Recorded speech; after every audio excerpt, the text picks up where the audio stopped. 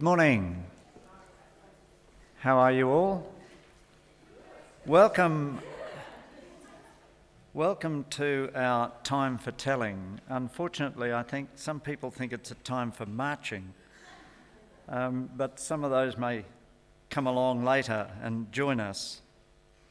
What we're here for today is to allow the descendants of the South Sea Islanders to tell us their stories. So we're going to have a whole series of sessions through the day at which we're going to hear some of the stories that these people have lived and their background, their parents, their grandparents, and I think it's going to be a really excellent series of sessions.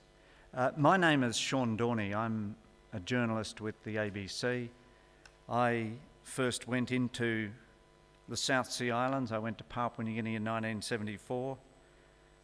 I was there for 3 years on secondment to the National Broadcasting Commission of Papua New Guinea and chased after, wooed and finally successfully convinced a Papua New Guinean woman who was a broadcaster to marry me. Pauline, is from Manus Island, and although she wasn't blackbirded, I think she does feel that many of the last few years many of the years we've been married, she's felt it's not much better than indentured labour. But she's an extremely proud South Sea Islander, and our children are exceptionally proud of their heritage, and we've now got 3 grandchildren. My son, who's mixed sort of Irish, Australian, Melanesian, married a Norwegian Australian, so the mix is quite remarkable. But our granddaughter, Abby, at one stage asked Pauline if she was one of the original Australians. And Pauline said that she wasn't. She was a very proud Indigenous woman, but Indigenous for Manus. But I think there is that connection there between the Indigenous people of Australia and the South Sea Islanders. She was less pleased later when Abby, at one stage, Pauline was helping clean her up after she went to the toilet. She was aged about 3, and she said, "Nana, your skin is the same colour as my poo."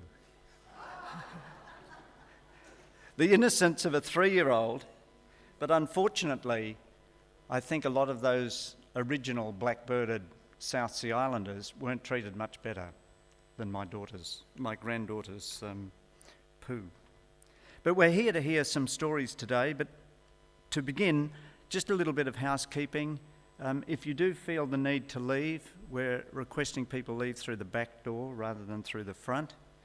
There are also toilets up at the back and also out the side here.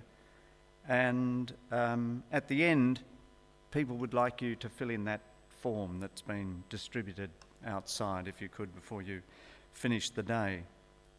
I'd now like to introduce Louise Denoon, the Acting Director, Content Development of the State Library of Queensland and Executive Manager, Content Development for Queensland Memory. Louise.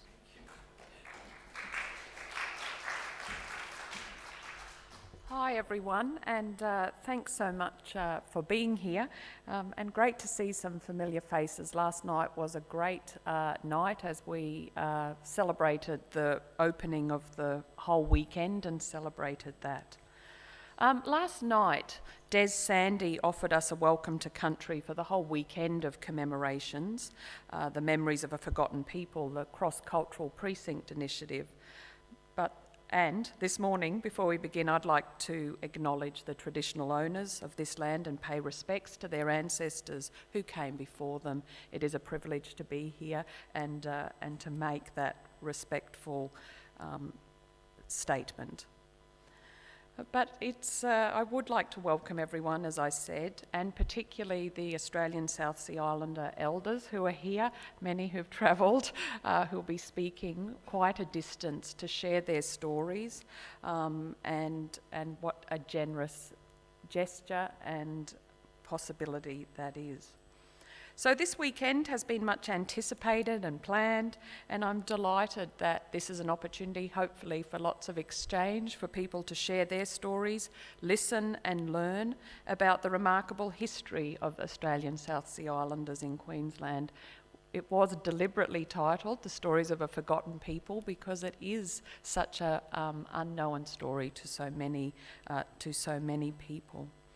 And SLQ, State Library, is proud to be able to support this event, and really this is part of our commitment to the co-creation of Queensland memory, that we do have many collections here that have been digitised this year that community members have researched and looked at, but it's when those collections come to life, when they're added to, when they help inform a much bigger picture of the telling of the Queensland story, and you can't do it.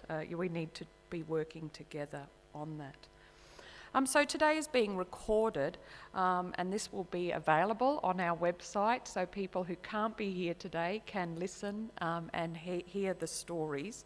So just be aware of that as the day unfolds.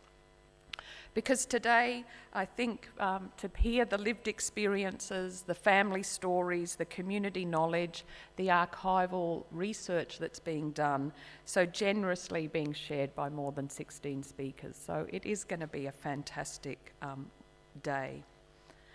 So Queensland Art Gallery, Gallery of Modern Art, Queensland Museum and the State Library of Queensland are all custodians of different aspects of Queensland's cultural heritage, along with many other institutions. And we do have a shared responsibility to share our collections and understand and interpret our history. And that's why we came together to present this weekend. So this sesquicentenary, the 150th year, has been an opportunity to work together at a curatorial level. And I would like to acknowledge all of whom are here today, Ruth McDougall from the Art Gallery, Olivia Robinson from SLQ, and Imelda Miller from Queensland Museum. That little team has been the group that has driven a lot of the activity and planning. So it is my pleasure to invite Imelda Miller, who works at the Queensland Museum and edited our Australian South Sea Islander blog. So Imelda not only made a phenomenal contribution for the Queensland Museum, I think more phenomenal was perhaps the strength and knowledge and skills that she's offered to the Art Gallery and to the library. That we thank you, Imelda, and we welcome you to speak.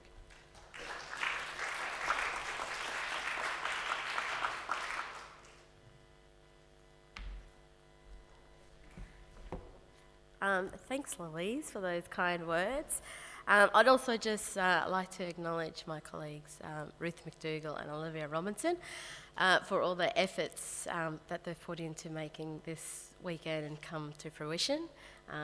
You both should be commended for the work you've done.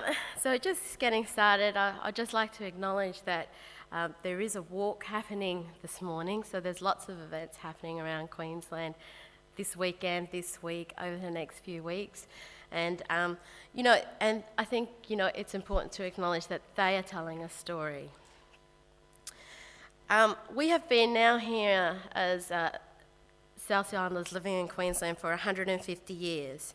We've been living and moving throughout the landscape, crossing backwards and forwards into the island backdrops of our ancestors.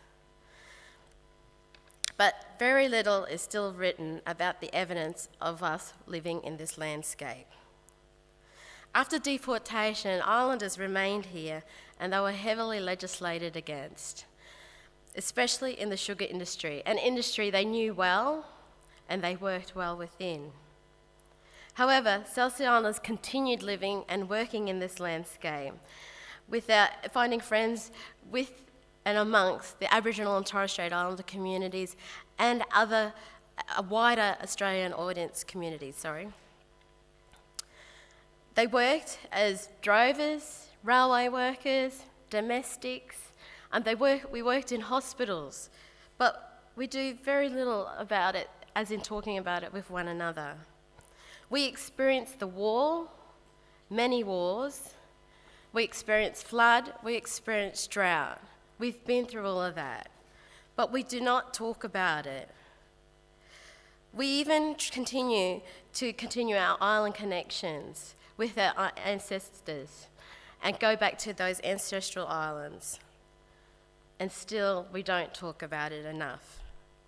Today, A Time for Telling is about opening up this conversation, about acknowledging our past, looking at what we're doing today in our own little ways, and the legacy we're leaving for future generations, so that they know what our dreams and our wishes are for them.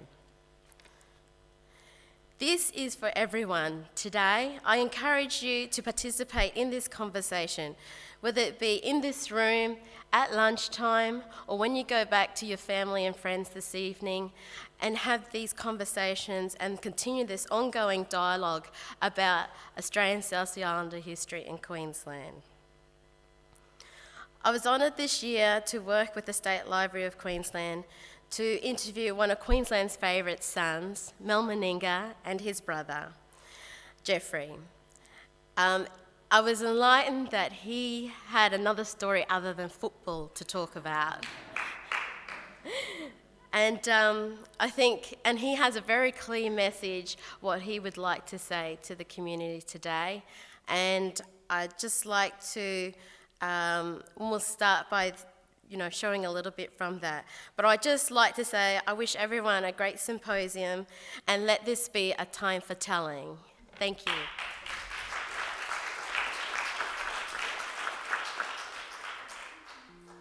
I'll always identify with being an Australian South Sea Islander. It's right to my core. It's how I live my life with the values that I was brought up with as an Australian South Sea Islander. It was a great upbringing. All those core values I learnt as a young kid around family is still there entrenched in my heart. That's how I live my life now. That's what I impart back to my children. I think it was shame about our history a little bit, when hear stories all the time from Pop and Dad, but didn't give you a really in-depth understanding of where your ancestry lies. Because Pop and Gran didn't talk about it too much. They just wanted to look into the future and give us a good life, and Mum and Dad were probably the same as well. We'd like a fuller picture of our background. Our elders are obviously passing away, and those stories get put in the grave with them. I think we all got a responsibility to put all the pieces together and to find out a bit more about our history. At the end of the day, it's about family, I reckon. My heritage is an Australian South Sea Islander, and I'm very proud of that, and that's why now I'm patron of the community foundations, and I do it because it allows me to celebrate their lives, but also gives me a sense of satisfaction that Australian South Sea Islanders, or South Sea Islanders, they play a really important part of my life. It's a rich cultural history, the Australian South Sea Islanders, and the plight of the Australian South Sea Islanders, the Blackbirding, the Kanakas, how they've made a really important contribution to Queensland history and northern New South Wales history, particularly in the sugarcane industry and certainly in the railway. So please, have a look at our history.